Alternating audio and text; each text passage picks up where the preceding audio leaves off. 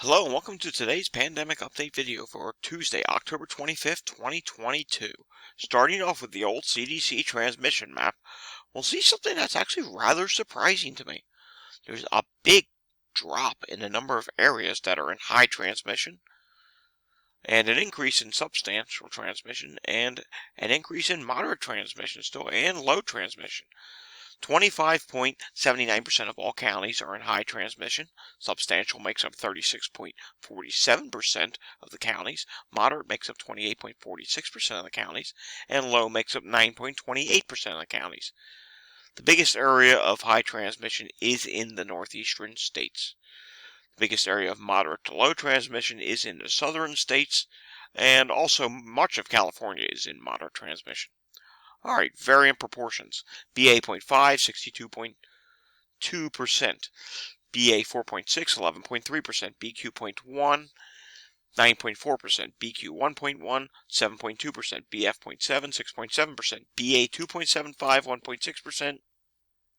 BA 2.75.2, 1.3%. BA.4, 0.4%.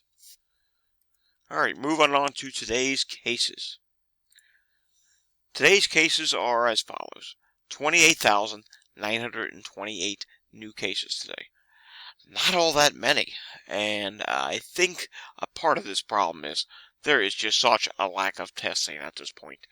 I think we're missing a ton of cases, and as we go on here, you'll see why that kind of makes sense. New deaths today, 332 new deaths added, so deaths are not dropping. New testing today, 241,432 tests. Hospitalizations, 269 people hospitalized, added to the hospitalization count today. Currently in hospital, 26,338. So hospitalizations are continuing to rise. Currently in ICU, 3,141.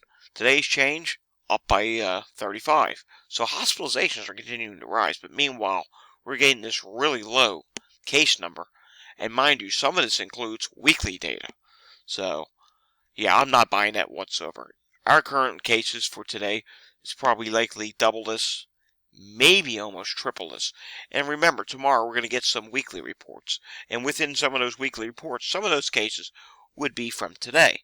But, again, I think generally right now we probably sit somewhere between 70 to 90,000 cases a day, if not higher than that. That's just my guess. But taking a look here at the map, you do see some areas, like in the plains, in the central states, northwest, the southeast, parts of the Great Lakes where cases are starting to rise.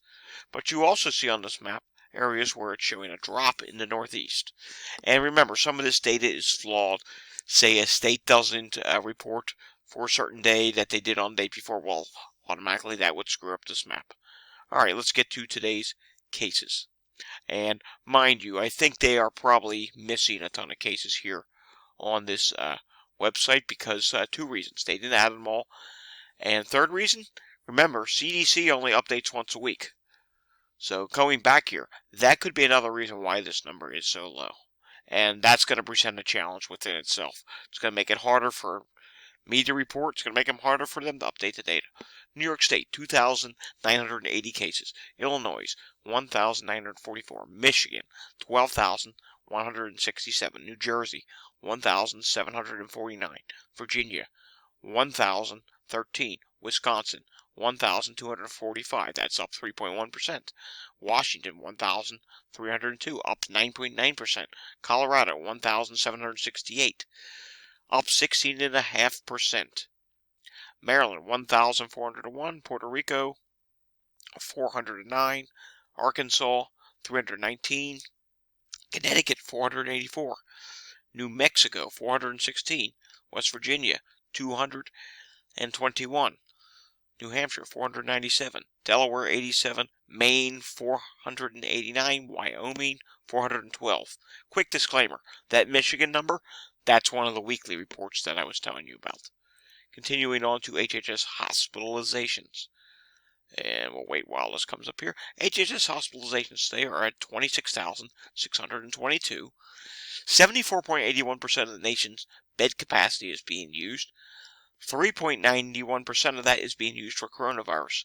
Stay tuned. Either tomorrow or Thursday, we're going to have a update on all states that are over 80% capacity. And it's going to be an interesting update this week because, believe it or not, a lot of states, as of right now, could change by Thursday, actually dropped below 80%. So there's less states at the moment. Could change on Thursday. We won't do it tomorrow because we have some weekly state updates we have to do tomorrow. All right, Walgreens update. Today, 26.8% positivity on a nationwide level. That's a difference of 0.4%. As you can see here, New Hampshire continues to have a steep rise and is now at 34.8%. But you'll also see something interesting here. Look at Florida. Florida's now up to 21.7%. So they're up by 3.3%. But then you can also see here in the central states and a large portion of the central states, like we saw on the map there where cases are starting to rise, well, Walgreens positivity is also following and rising as well. So it's pretty much lining up with what we saw back here on Merdiva's website. Look at this. Rising cases there, rising positivity at Walgreens. Moving on to New York State, 2,980 cases today, which does make a 7.5% positivity, so that's relatively high. Alright, moving on to New York State hospitalizations. You will see there are 2,874 people hospitalized today in New York State. And that is actually lower than last Tuesday's report, which was 2,909, but it is higher than the rest of the week. So we'll have to see if that trends any higher as the week goes on. But it is very interesting to note that it is lower. And I kind of thought that would happen because HHS has been lower for a few days. Today was slightly higher, but still lower than where it was last week. One thing that is not lower than last week. Take a look at ICUs. 316 people in the ICU.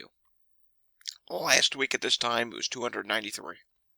So unlike the spring wave and the summer wave, ICUs are increasing in New York State, and we know what comes next. There's one final step after that. It's not a good one.